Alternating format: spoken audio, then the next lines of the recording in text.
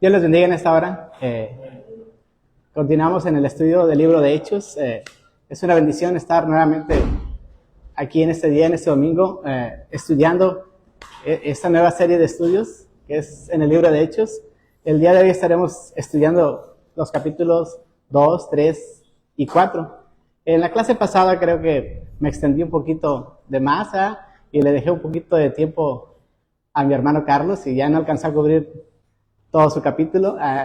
Capítulos muy importantes, ¿verdad? Así que, hermana Elda, si ve que me estoy pasando, dígame, córtale ya. Sí, pero sí, el día de hoy vamos a estar aquí en los capítulos 2, 3 y 4.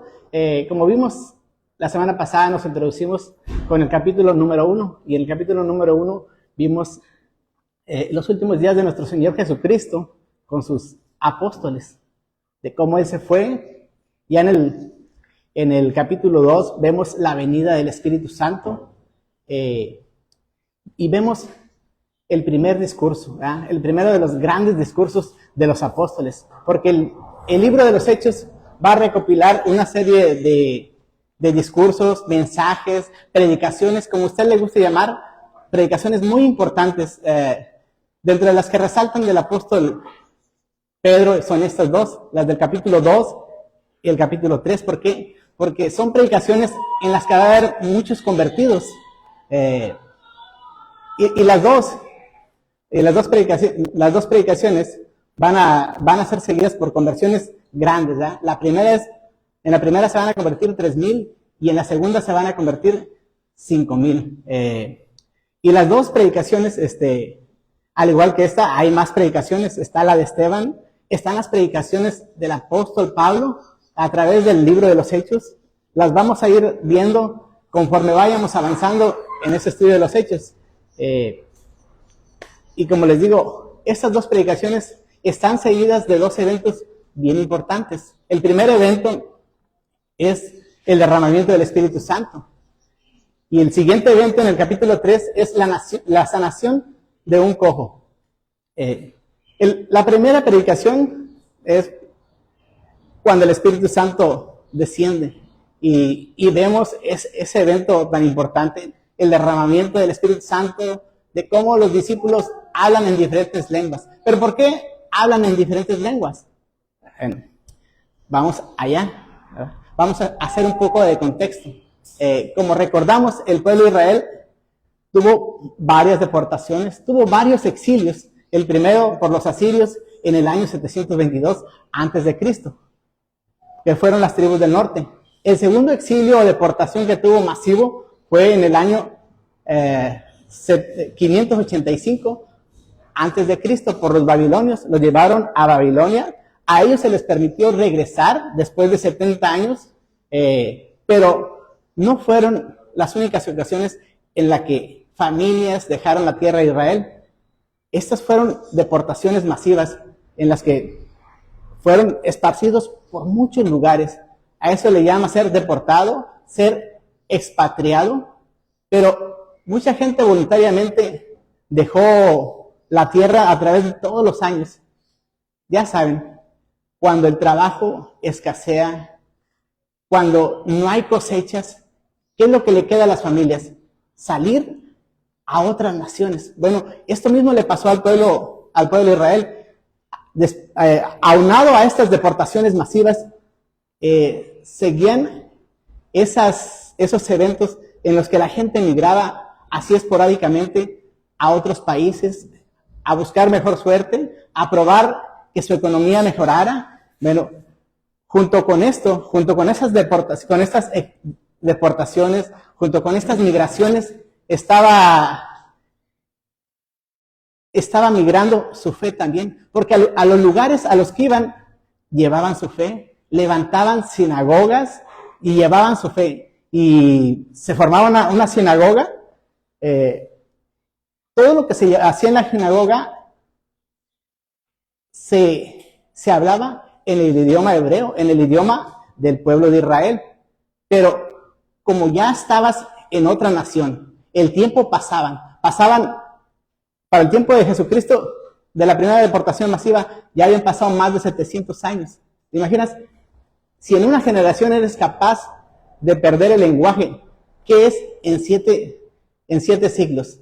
Claro que pierdes el lenguaje, pero la enseñanza en la sinagoga sigue siendo igual. La enseñanza en la sinagoga sigue siendo en hebreo. Pero tú estás perdiendo tu idioma original, estás perdiendo tu identidad.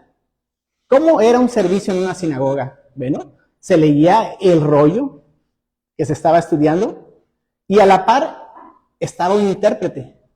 Toda la enseñanza era en el idioma hebreo, pero a la vez estaba un intérprete para los que no entendían, para los que entendían poco o para los que no entendían casi nada. Estaba interpretando la enseñanza aunado al maestro. Y junto con esto provocaba de que mucha gente de los países en los que estaban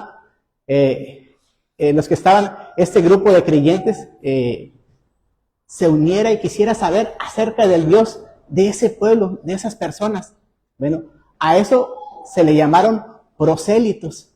Un prosélito es aquel que decide hacer una conversión al Dios de Israel. Por eso vemos en el libro de los Hechos, nació varones de todas las naciones y prosélitos.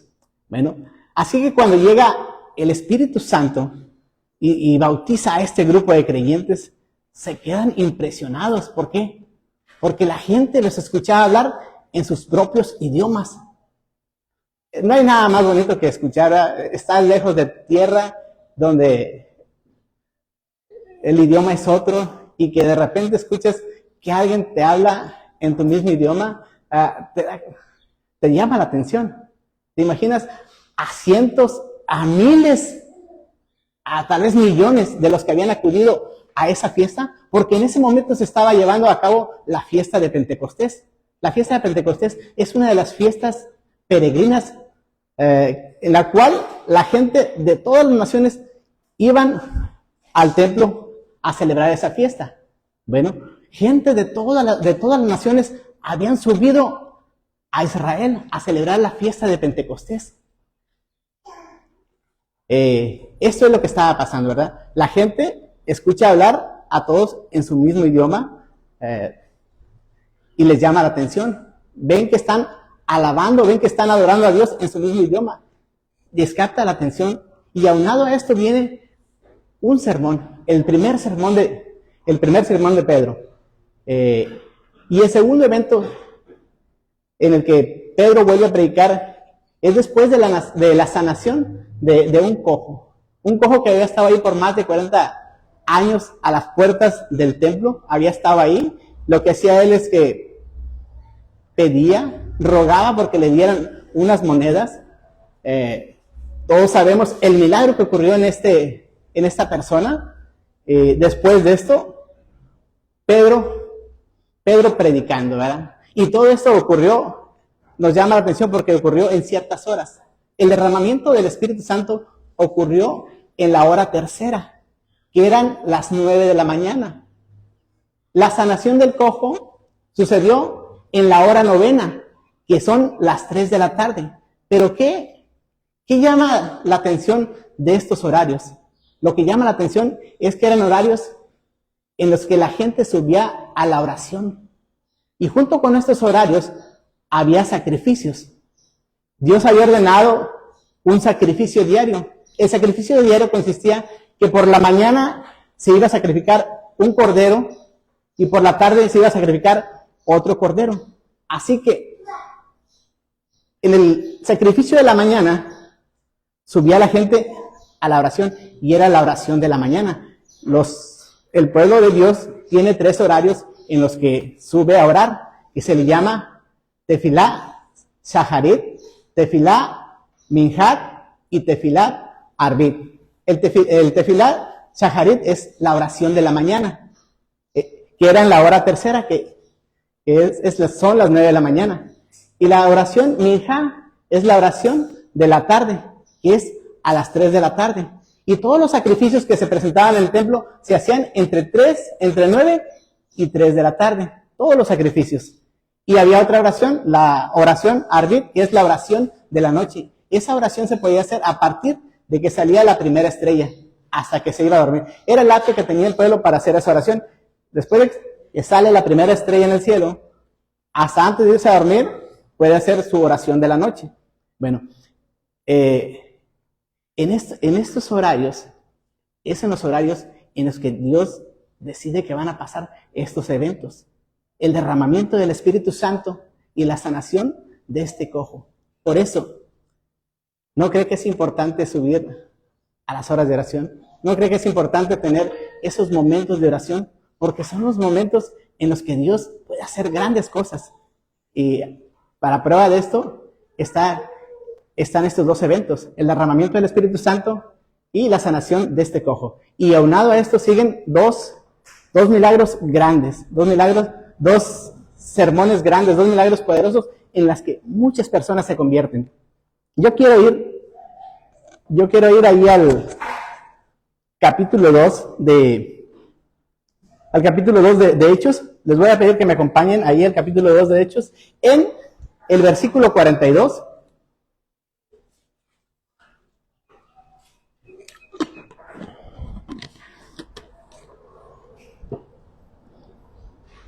Porque este es el resultado del primer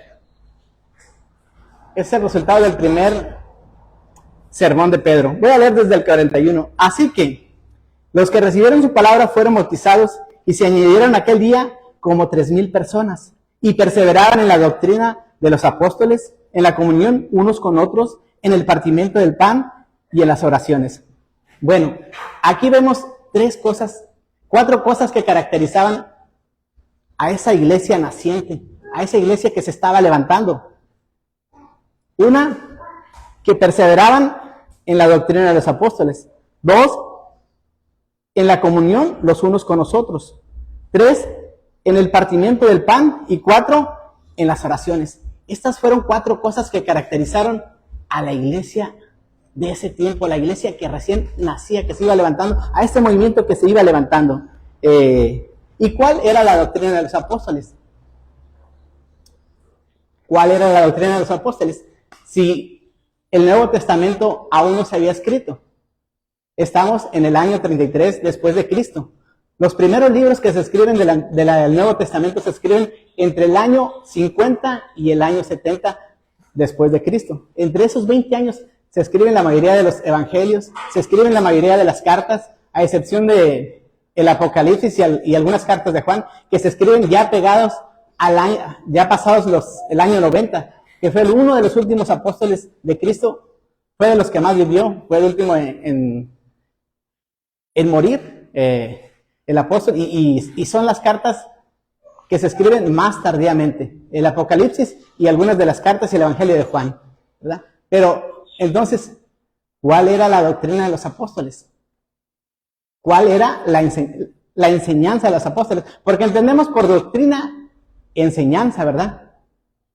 Bueno, la enseñanza de los apóstoles era esto. Se diferenciaba de aquellos grupos religiosos de esa época, que los grupos religiosos de esa época eran los saduceos, los fariseos, los esenios, los celotes, los herodianos. Dentro de las doctrinas más famosas eran las de los saduceos, que nomás creían en los primeros 5 libros de la Biblia, así que no creían en la resurrección de los muertos.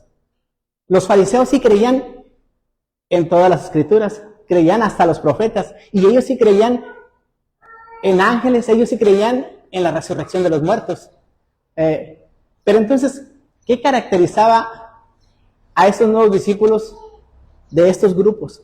Bueno, lo que caracterizaba es que ellos predicaban de que Cristo era el cumplimiento de las profecías escritas en el Antiguo Testamento. Cristo es el cumplimiento de lo que se había profetizado. En Cristo se cumplió todo. Así que no había duda. Cristo es el Mesías que ellos estaban esperando. Cristo era el libertador que ellos estaban esperando. Cristo era ese redentor.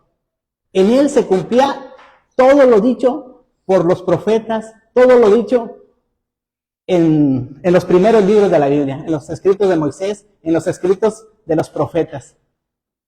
Eso es lo que caracterizaba. Pedro y el resto de los discípulos van a enfocar de que Cristo cumple todas las profecías y que Él es el Mesías prometido. Así que, cuando llega el día de Pentecostés, ¿cómo es que va a predicar Pedro? Este es el primer discurso. Voy a pedirles que regresen unos versículos más atrás. En el versículo 14, dice, entonces Pedro, poniéndose en pie con los 11, recordemos que ya Judas ya había sido sustituido por Matías. Dice, entonces Pedro, poniéndose en pie con los 11, alzó la voz y les habló diciendo, varones judíos, y todos los que habitáis en Jerusalén, esto os sea notorio, oíd mis palabras. Pero no eran palabras de él, ¿verdad? Porque estos no están ebrios, como vosotros suponéis, puesto que es la hora tercera del día. Mas esto lo he dicho por el profeta Joel. En los postreros días, dice Dios, antes de continuar, este mensaje está dividido en 3 partes. Primero, Pedro va a citar a Joel. Después, Pedro va a traer una acusación contra ellos. Y después Pedro va a terminar citando a David. Para empezar, abre con Joel. Mas esto es lo dicho por el profeta Joel. En los postreros días, dice Dios, derramaré de mi espíritu sobre toda carne, y vuestros hijos y vuestras hijas profetizarán. Vuestros jóvenes verán visiones, vuestros ancianos soñarán sueños. Y de cierto sobre mis siervos y sobre mis siervas, en aquellos días derramaré de mi espíritu y profetizarán. Y daré prodigios arriba en el cielo y señales abajo en la tierra, sangre y fuego y vapor de humo. El sol se convertirá en tinieblas y la luna en sangre, antes de que venga el día del Señor grande y manifiesto. Esto es lo dicho por el profeta Joel. Está diciendo todo esto que está pasando, todo esto que ustedes están viendo, de que ustedes escuchan a estos galileos. Posiblemente ellos tenían a los galileos como gente sin educación, como gente sin cultura, ¿verdad? Como gente ignorante. A estos que ustedes escuchan hablar, a estos galileos que escuchan hablar, ese resultado es lo dicho por el profeta Joel. En los postreros días derramaré de mi Espíritu Santo y vuestros hijos y vuestras hijas profetizarán. Y ahí empieza. Porque la gente escuchaba a toda la gente hablar en su propio idioma. Eso fue lo que captó la atención. Así que Pedro ya tenía toda la atención de todos. Era el escenario perfecto para un sermón de estos, ¿verdad? Esto es lo dicho por el profeta Joel hace ya mucho tiempo. Se está cumpliendo.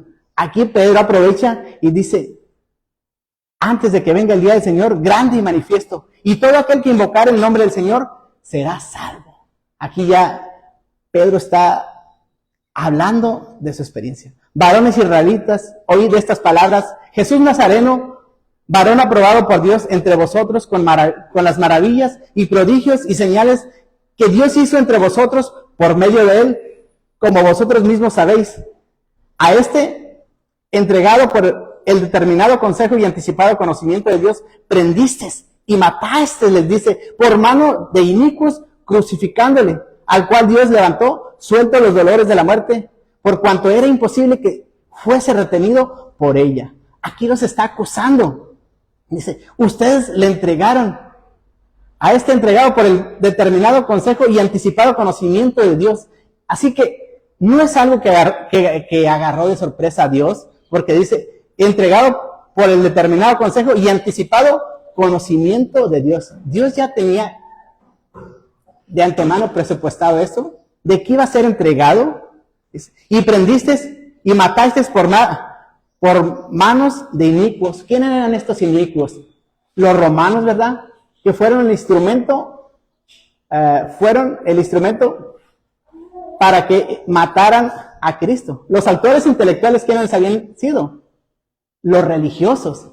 ¿Y quiénes habían sido los autores materiales? Los romanos. Por eso dice, a quienes prendiste y mataste por mano de inicuos, crucificándole, al cual Dios levantó, suelto los dolores de la muerte, por cuanto era imposible que fuese retenido por ella.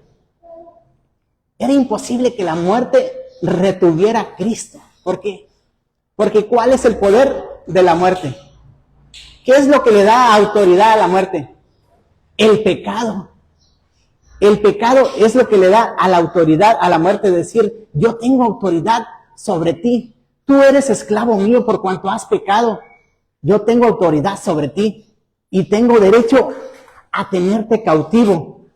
Le está diciendo. Pero, dice, suelto los dolores de la muerte por cuanto era imposible que fuese retenido por ella.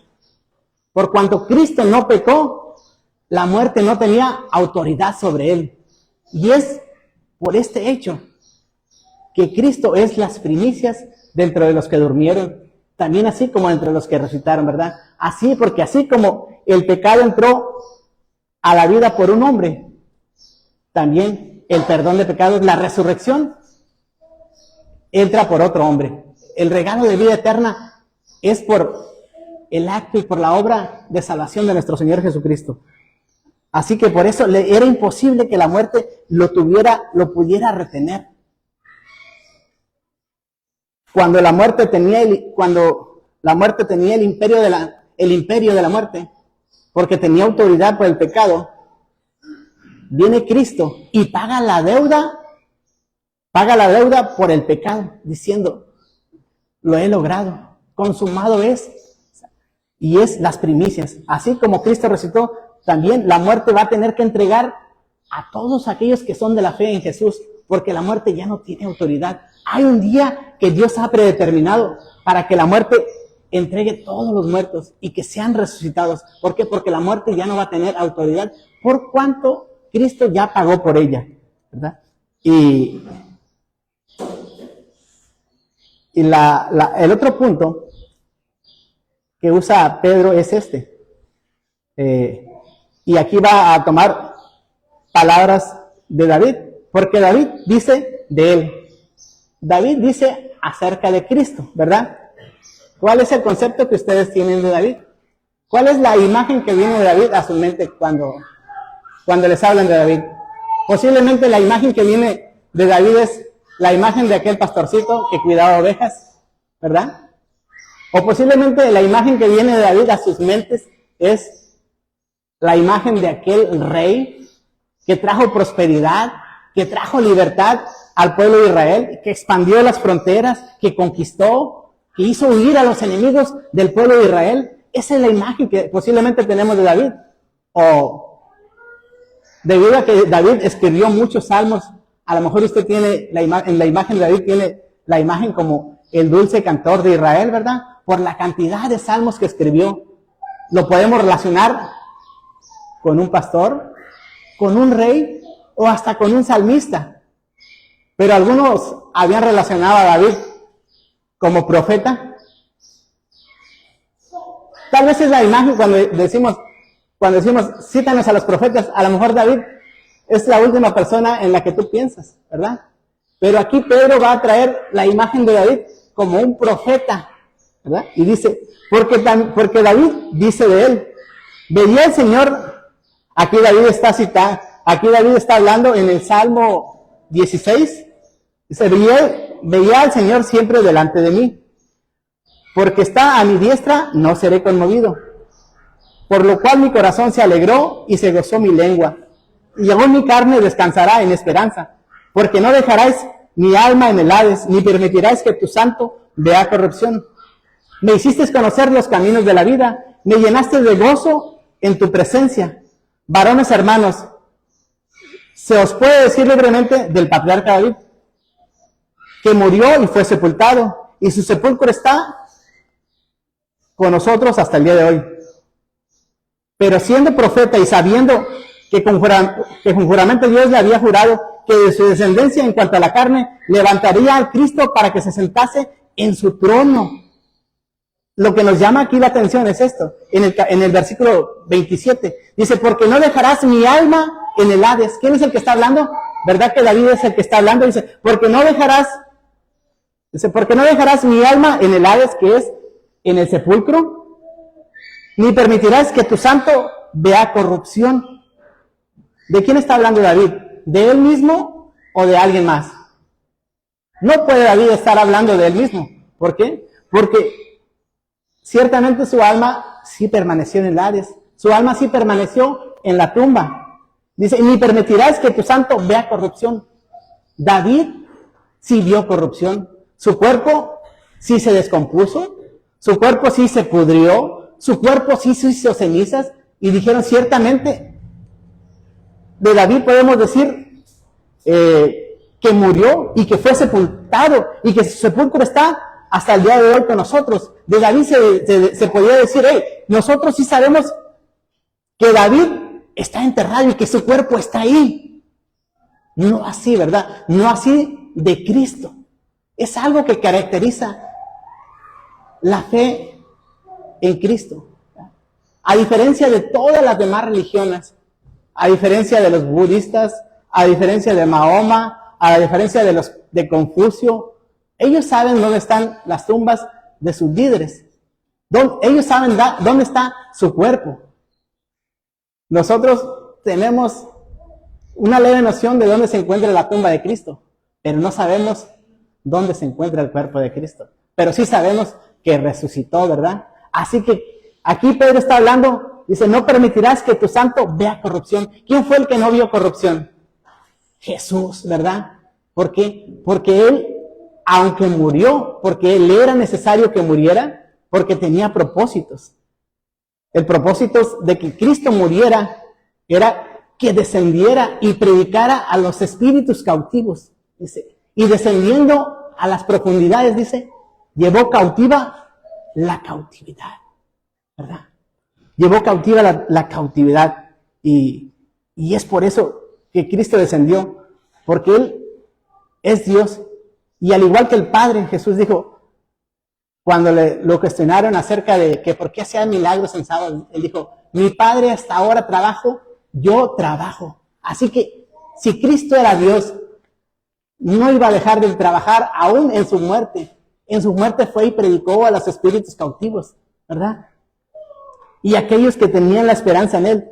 Varones hermanos, en el 29, se os puede decir libremente del patriarca David, que murió y fue sepultado, y su sepulcro está con nosotros hasta el día de hoy. Pero siendo profeta y sabiendo con juramento, aquí está hablando de David, pero siendo profeta y sabiendo con juramento que Dios le había jurado que de su descendencia en cuanto a la carne levantaría al Cristo para que se sentase en su trono, viéndolo antes, habló de la resurrección de Cristo. Aquí David está hablando en el Salmo 16 acerca de la resurrección de Cristo. Que su alma no fue dejada en el Hades, ni su carne vio corrupción. Y a David lo va a citar no solamente Pedro, también Pablo en el capítulo 13 va a citar este salmo y va a decir estas palabras casi de la misma manera. ¿Por qué? Porque en Cristo se predicaba que en Cristo estaba la resurrección de los muertos, así como David lo había predicho, ¿verdad? Y a este Jesús resucitó Dios, de los cuales todos nosotros somos testigos, hablando de ellos. Así que, exaltado por la diestra de Dios y habiendo recibido del Padre la promesa del Espíritu Santo, ha derramado esto que vosotros veis y oís. Porque David no subió a los cielos, pero él mismo dijo el Señor a mi Señor, siéntate a mi diestra. Y cuando Jesús quiso poner en jaque a los grupos religiosos, les pregunta, ¿de quién dice esto David? No le supieron contestar. ¿Cómo es que le dice Señor si es hijo de David? Los religiosos no le supieron contestar. Y cuando le preguntaban, les dijeron, tampoco yo os digo, porque le habían hecho una pregunta y él también les tiene esta pregunta. Y como no le supieron contestar, dijo, tampoco yo les digo, y les dejó en suspenso, ¿verdad? Porque David no subió a los cielos, pero él mismo dijo el Señor a mi Señor, siéntate a mi diestra, hasta que ponga a tus enemigos por estrado de tus pies. Sepa pues ciertísimamente que toda la casa de Israel, que a este Jesús, a quien vosotros crucificasteis, Dios le ha hecho Señor y Cristo. Aquí los está acusando. Y me gusta, ¿verdad? Porque toma valor, toma el poder del Espíritu Santo, tiene la libertad de acusarlos. Dice, a este, ustedes lo crucificaron. Dice, a este que ustedes crucificaron, Dios le ha hecho Señor y Cristo. al oír esto se compungieron de corazón y dijeron a Pedro y a los otros apóstoles: varones hermanos, ¿qué haremos? Pedro le dijo: arrepentíos y bautícese cada uno de vosotros en el nombre de Jesucristo para perdón de pecados y recibiréis el don del Espíritu Santo. ¿Verdad? Me gusta eso porque le dice: ¿qué haremos? Y les dice: arrepentíos y bautícense. ¿Qué es el arrepentimiento? El arrepentimiento es volverse, ¿verdad? El saber que si estamos yendo en camino de maldad, es que tenemos que si estamos siguiendo las corrientes de este mundo y vamos caminando conforme a las corrientes, conforme a las enseñanzas del mundo, el arrepentirnos quiere decir que nos demos la vuelta y que caminemos en sentido contrario. Que caminemos en sentido contrario, que caminemos de acuerdo a la voluntad de Dios y no a la voluntad del mundo. Caminemos en contra de la corriente, como algunos peces nos hacen para sobrevivir, ¿verdad? Me gusta esta imagen, ¿verdad? Porque algunos que son fans de la serie de Chosen, de los escogidos, pueden ver esta imagen seguido en la serie de esos pececillos que van todos en una misma dirección. Pero entonces mira esos pececillos azules que van en contra de la corriente. Bueno, el creyente, aquel que se ha arrepentido y que ha nacido de nuevo, es así como ese pececito que va en contra de la corriente. ¿Cuántos han visto la serie ese de Chosen? De los escogidos. Es una serie muy bonita. Ayer terminé de ver la 4ª temporada. Nos explotó la cabeza con todo lo que vimos. Creo que nadie la está disfrutando más que yo. Cuando yo veo el cine, digo: oh, nadie la está disfrutando más que yo. Pero quién sabe, usted puede ir y dice: no, yo también la estoy disfrutando más que nadie. ¿Tú qué dices, Carlos? Igual. Sí, ¿verdad? Arrepentidos y bautícense. Se tenían que arrepentir, dice, y bautizarse. Cada uno de vosotros en el nombre de Jesucristo para perdón de pecados. Y aquí la palabra que usa para perdón de pecados es la palabra. Voy a consultar el Strong, ¿verdad? Ajá. Dice, me voy a mi otra Biblia, porque es la que me da el Strong. Dice para el perdón de pecados. Y la palabra es la palabra en koiné, en el griego, es la palabra áfesis, que trae la palabra perdón, que trae la palabra libertad, remisión, libertad, jubileo. Fíjense lo que implica el perdón, implica eso: perdón, remisión, libertad, jubileo, regocijo. ¿Y qué trae a nuestra mente cuando pensamos en eso? Bueno, a mi mente viene la escritura allí en Isaías 61. Allí en Isaías 61 dice, porque este fue el inicio de la predicación de Cristo. Cuando recién que inició su ministerio y que empezó a predicar, le dieron el libro del profeta Isaías. Y dijo: el Espíritu del Señor, el Espíritu de Jehová está sobre mí. El Espíritu de Jehová, el Señor, está sobre mí, porque me ungió Jehová y me ha enviado a predicar buenas nuevas a los abatidos, a vendar los quebrantados de corazón, a publicar libertad a los cautivos y a los presos, apertura de la cárcel, a proclamar el año de la buena voluntad de Jehová y el día de la venganza de Dios nuestro. Os consolará a todos los enlutados, a ordenar a los afligidos de Sión, se les dé gloria en lugar de ceniza, óleo en lugar de luto, manto de alegría en lugar de espíritu angustiado, y serán llamados árboles de justicias, plantíos de Jehová para gloria suya. Me gustan esas palabras que dice gloria en lugar de cenizas, óleo de gozo en lugar de luto. Me gusta eso porque dice, Él ha cambiado nuestro lamento en baile, ¿verdad? Y ahí es lo que encierra el concepto de perdón, ¿verdad? El concepto de perdón encierra de que una alma sea libre, de que una alma sea libertada, de que haya gozo en el reino de los cielos. Porque ese fue lo que declaró Cristo. Cuando un alma se arrepiente, hay fiesta en el reino de los cielos. ¿Se imagina cuando 3,000 son convertidos? Va a haber más que alegría, ¿verdad? Cuando 5,000 son convertidos, porque eso fue lo que se dio en su segundo sermón, 5,000 se convirtieron. Si por un alma que se arrepiente y vuelve a los caminos de Cristo, pidiendo perdón, hay fiesta, hay libertad, allá en el cielo hay gozo. ¿Se imagina por 3,000, por 5,000? ¿Cuánto más será el gozo allá en el reino de los cielos? Bueno, pues esas experiencias se siguen teniendo. Cada que un alma se sigue y se convierte, esto sucede en el reino de los cielos.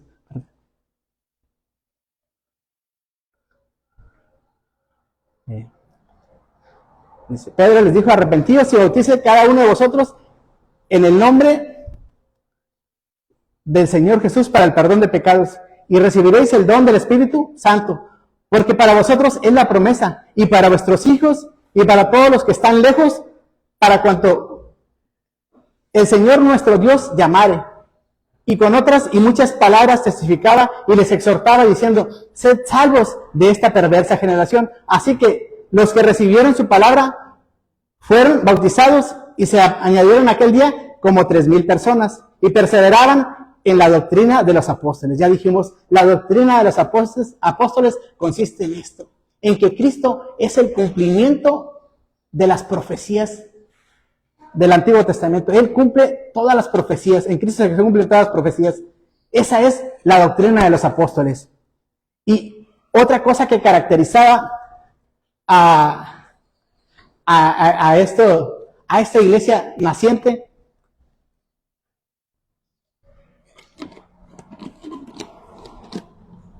era esto. Era la comunión los unos con los otros. Estoy en el versículo 42. La primera cosa era que perseveraban en la doctrina de los apóstoles. La segunda cosa era que era la comunión los unos con los otros.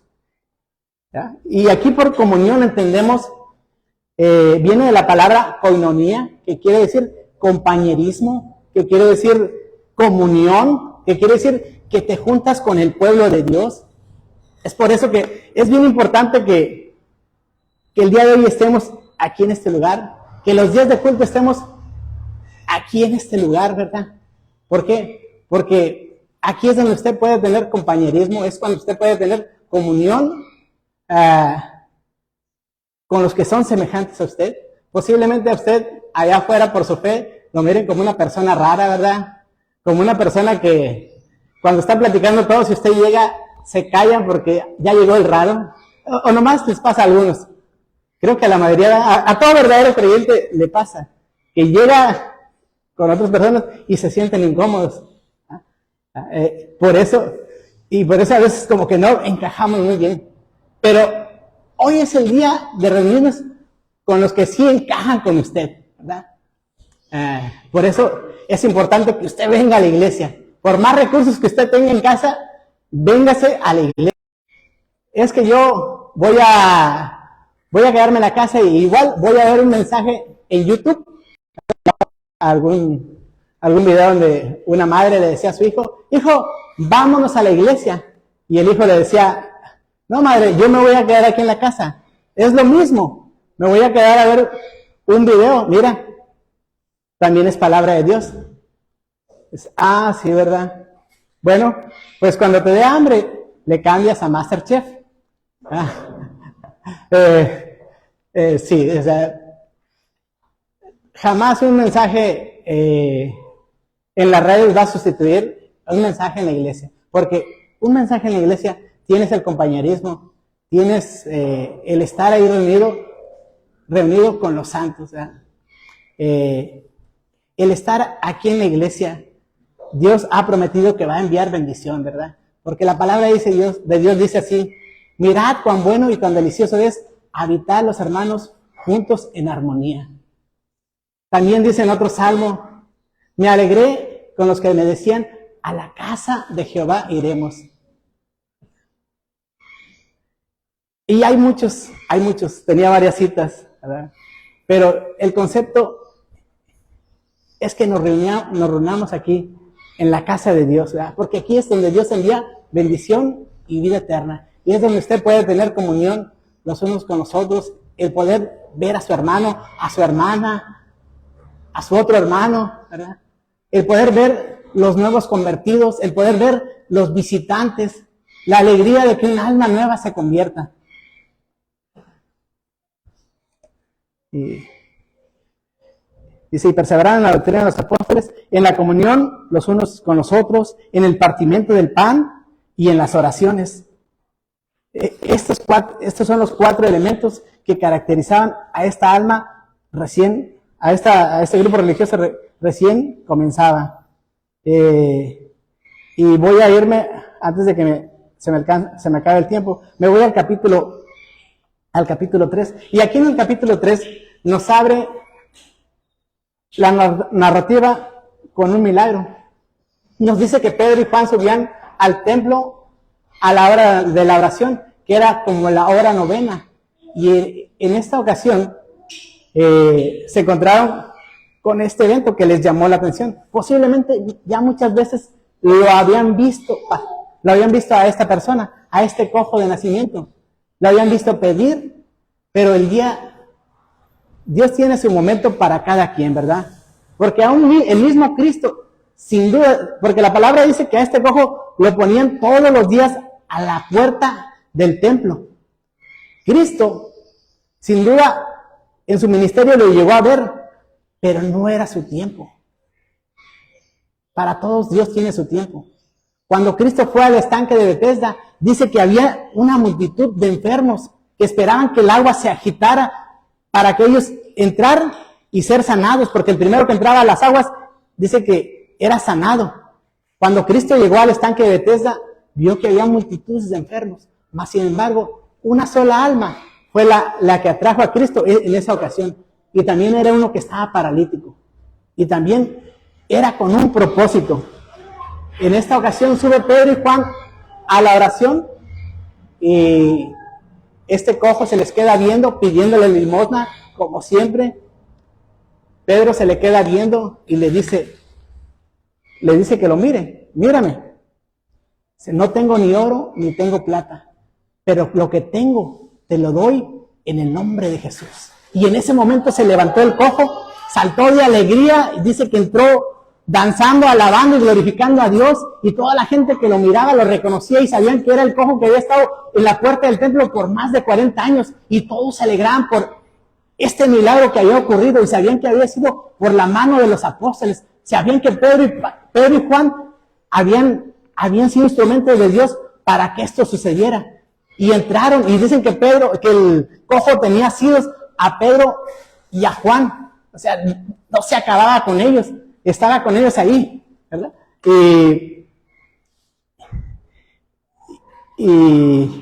entonces les empezaban a interrogar, y tomando la mano derecha, se levantó y se le afirmaron los tobillos, y saltando se puso en pie y anduvo y entró con ellos en el templo, y andaba saltando y alabando a Dios, y todo el pueblo le vio andar y alabar a Dios, y le reconocían que era el que se sentaba a pedir limosnas a la puerta del templo, la hermosa, y se llenaron de asombro y espanto por todo lo que había sucedido.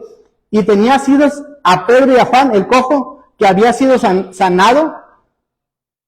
Todo el pueblo atónito concurrió a ellos al pórtico que se llamaba de Salomón. Viendo esto, Pedro respondió al pueblo: varones israelitas, ¿por qué os maravilláis de esto? ¿O por qué ponéis los ojos en nosotros como si por nuestro poder o por nuestra piedad hubiésemos hecho andar a este? Aquí ellos no se llevaron la gloria. ¿Por qué ponen los ojos en nosotros? Como si nosotros, por nuestra bondad, por nuestra misericordia, hayamos hecho andar a él. No pongan los ojos en nosotros. Pongan los ojos en aquel que hace los milagros, ¿verdad? No, ellos no se llevaron la gloria, a diferencia de muchas personas en el día de hoy, que ocurre algo y hasta se inflan, ¿verdad? Sí, Dios está haciendo grandes cosas a través de mí. Escuchaba a un predicador que había ido a una campaña a México y que almas habían sido sanadas, muchas personas se habían convertido, dice.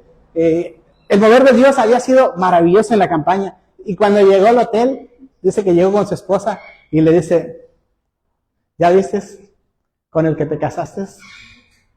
A lo que la esposa le dice, a ver, déjame ver tus manos y déjame ver tu frente, porque no veo ni los clavos en tus manos, ni veo las espinas en tu frente.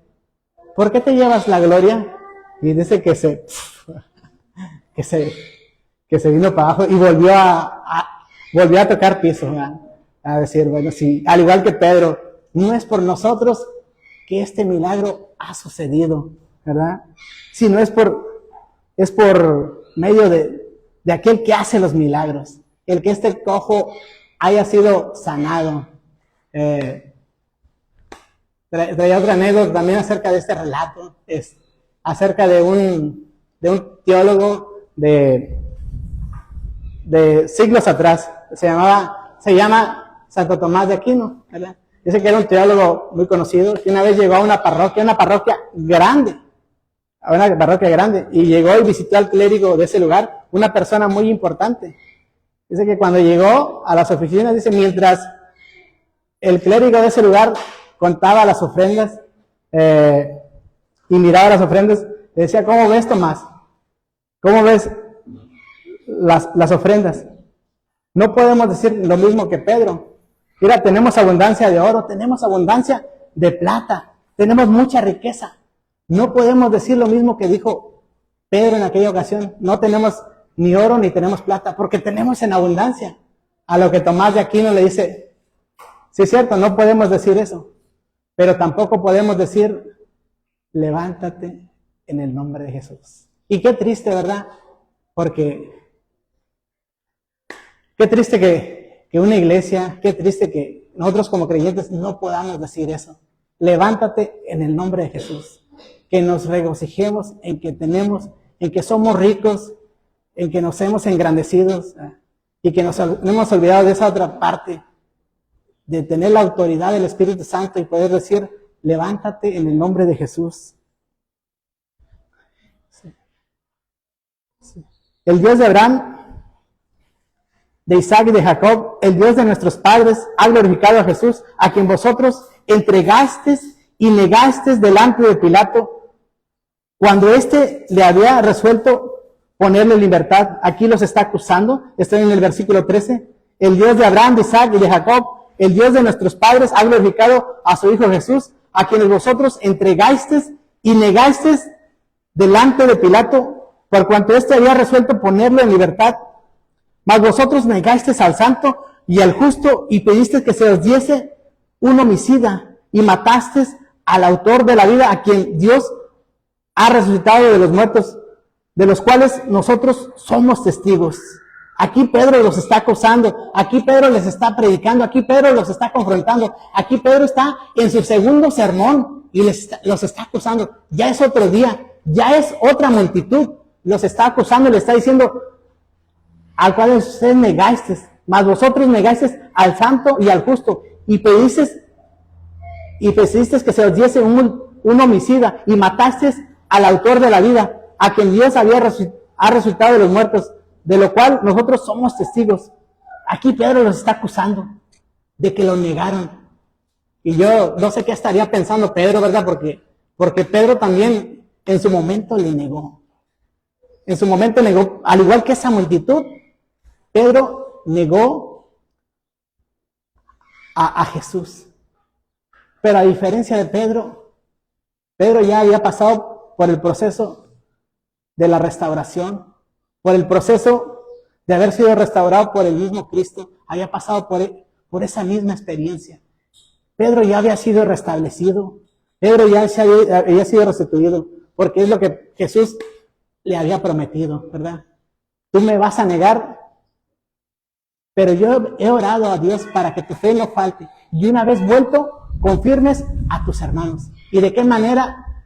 Regresa Pedro, ¿verdad? Regresa con poder y autoridad, lleno del Espíritu Santo, predicando un sermón aquí, predicando otro sermón allá, predicando el ministerio de la reconciliación. Así como yo he sido reconciliado con Dios, Dios quiere que ustedes también sean reconciliados. Les predica la palabra de salvación. les predica que en Cristo hay perdón de pecados. Y esa misma palabra de la reconciliación, Dios nos la ha entregado a nosotros. Dios dice, yo quiero que ustedes también vayan y prediquen esta misma palabra, la palabra de reconciliación, como si Dios rogase por medio de nosotros, reconciliaos con Dios. Él quiere que nosotros prediquemos esa palabra de reconciliación. Él quiere que usted predique, aunque la gente no haga caso. Usted vaya y siembre esa palabra. Usted vaya y predique esa palabra. Usted vaya y ponga ese pan sobre las aguas. Y después de muchos días va a ver que va a hallar. Después de muchos días va a ver que va a ver. Después de muchos días va a ver que aquello que usted sembró nace. Que aquella palabra que usted dio da sus frutos, ¿verdad? Porque ¿cuántos de ustedes no se han encontrado con personas que han compartido el Evangelio? Que posiblemente en ese tiempo no respondieron al llamado, pero en un futuro usted los mira que ya están perseverando en el camino de Dios, ¿verdad? Se siente bonito que vengan y te digan, ¿sabe qué? Yo también ya estoy perseverando en el camino. Gracias porque un Dios también compartió de la palabra. Gracias. Porque también usted fue parte de esa conversión. Y bueno, pues yo le entrego a mi hermana Elda, ya se me cumplió el tiempo. Pudimos ver en esencia los puntos principales de estos dos sermones de Pedro. Dios les bendiga y dejo a mi hermana para que continúe con la clase. Adelante, hermana.